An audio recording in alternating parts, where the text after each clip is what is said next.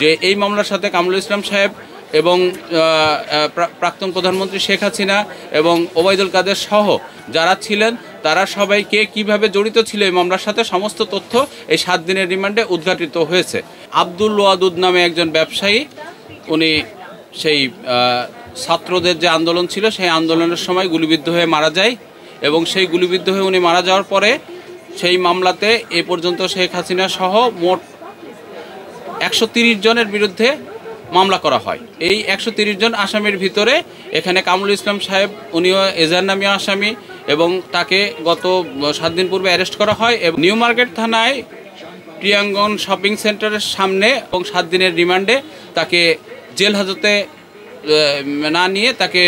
DB অফিসে নেওয়া হয় এবং সেখানে 7 দিনের রিমান্ডে তাকে জিজ্ঞাসাবাদ করা হয় এবং সেখান থেকে যে তথ্য পাওয়া যায় সে তথ্য শেষে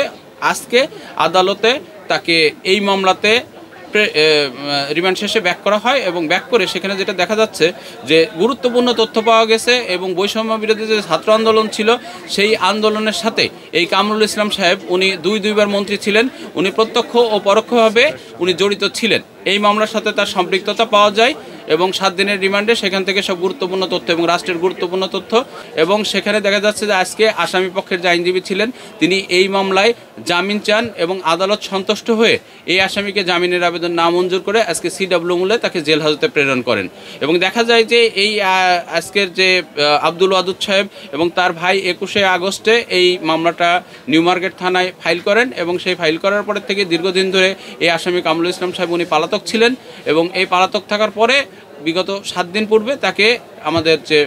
রাষ্ট্রযন্ত্র আছে তারা তাকে অ্যারেস্ট করতে পারে এবং অ্যারেস্ট করার পরে 7 দিনের রিমান্ডে গুরুত্বপূর্ণ তথ্য নিয়েছে এবং সর্বশেষে আজকে তাকে আদালতে প্রডিউস করে এবং প্রডিউস করার পরে তাকে সিডব্লিউ মূলে জেল হাজতে প্রেরণ করা হয়। আজকে উনি জেলখানে যাবে। উনি আসামি পক্ষের আইনজীবী ছিলেন, উনি অবশ্যই কোনো মামলাতে যখন নিম্ন আদালতে জামিন না হয় ওনারা উচ্চ আদালতে যাইতে পারবেন, উচ্চ আদালতে যাওয়ার রাইট তো তাদের আছে, তারা অবশ্যই উচ্চ আদালতে যাইতে পারবেন। তবে এই মামলার সাথে যেহেতু এই আসামির সম্পৃক্ততা পাওয়া যায় সেজন্য ওনারা উচ্চ আদালতে যে কতটুকু বেনিফিট পাবেন সে ব্যাপারে আমরা সন্দিহান আছি। আজকে আমরা ঘোর বিরোধিতা করেছি এবং বিরোধিতার কারণে আজকে জামিনটা নামঞ্জুর হয়েছে।